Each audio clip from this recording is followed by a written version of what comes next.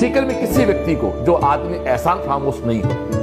जो अपने ऊपर किए गए एक, कहते ना कि आप मेरे लिए एक बूंद पसीना बहाओगे तो वक्त पड़ने पे मैं मेरा पूरा जीवन आपके लिए कर दूंगा, हम उस भारतीय संस्कृति जीने वाले हैं। हम उस भारतीय संस्कृति के लोग हैं कि जब पता था कर्ण को कि दुर्योधन गलत है, बहुत लोग कहते हैं कि क्यों लड़ा कर्ण दुर्योधन के लिए,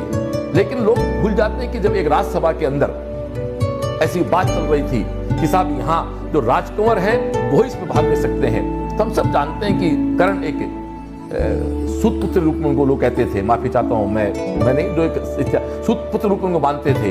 तो उनको यह मान्यता नहीं थी कि आप राजकुमार की तरह बैठ सकते हैं। तब दुर्योधन उसको अपना भाई बना के उसको राजकुमार की उपमा दिलाई। तो कर्ण कहता है कि जब मेरी कोई पहचान थी नहीं, मेरी पहचान दुर्योधन ने कराई, तो गलत है सही है, मुझे सिर्फ क्या फर्क पड़ता है, मुझे पता है सामने कृष्ण खड़ा है, सामने भगवान खड़े हैं, हार निश्चित है। फिर भी कर्ण ने अपना ऐसा, मैं यहाँ कर्ण की एक बात के उनको कर्ण को प्रणाम करूंगा कि उन्होंने, राजा कर्ण को प्रणाम करूंगा कि उन्होंने अपनी दोस्ती निभाई, वो अपनी जगह है, उसने अपने एहसान का बदला चुकाने के लिए मौत को गले लगाया। साफ पता था कि सामने कृष्ण खड़े हैं, कर्ण बहुत इंटेलिजेंट विद्वान व्यक्ति थे, वो पता है सामने भगवान खड़े हैं, फिर भी उन्होंने कहा कि नहीं, मेरी पहचान, वो कहते ना कि एक व्यक्ति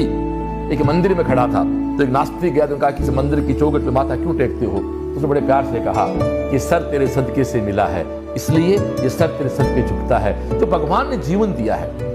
इस भगवान ने आपको सब कुछ दिया है, जब उसी के नहीं हो सके तो हम सामान्य इंसान के दोस्तों क्या होंगे। तो वापस पॉइंट पे आता हूं मैं, तो सीकर या पिछले 30 साल में, 29-30 साल सीएलसी को जो समय हुआ, उस 30 साल में या उसके पहले भी मेरे गुरुदेव के संपर्क में बहुत से लोग आए। मैं एक बार यहाँ को रेलवे के जॉब के बड़े ऑफिसर हैं सैनी जी, वो आए मेरे चैम्बर में, ये फोटो बोले यार ये फोटो तो मालूम है पंडित जी की है, मतलब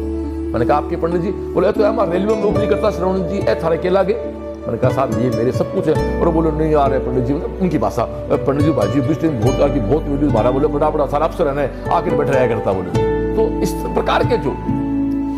जिस व्यक्ति इस लाइव को जब भी सुन देख रहे हो, इस किसी व्यक्ति के जीवन में सीएलसी के माध्यम से और मेरे गुरुदेव के सीएलसी के पहले श्रवण के संपर्क में आप आने से पहले आप मेरे गुरुदेव से आपके जीवन में किसी प्रकार का कोई आशीर्वाद आपको मिला है।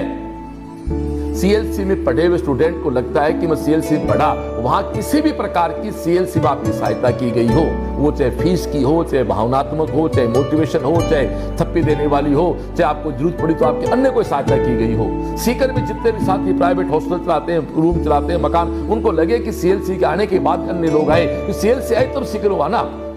झुंझुनू तो नहीं हुआ, जोधपुर तो नहीं हुआ, जयपुर तो नहीं हुआ, पूरे उत्तरी भारत में और कहीं क्यों नहीं हुआ। और इस साल उनका 100वां जन्मदिन है, तभी ये देखो ये एनटीए का जो डेटा का आना पूरे देश में सीकर का नाम होना। दोस्तों आप आंख बंद करके एक बार खुद से बात करोगे ना, तो आपको स्पष्ट लगेगा कि ये उनके 100वें जन्मदिन पे हम सब की तरफ से दिया जाने वाला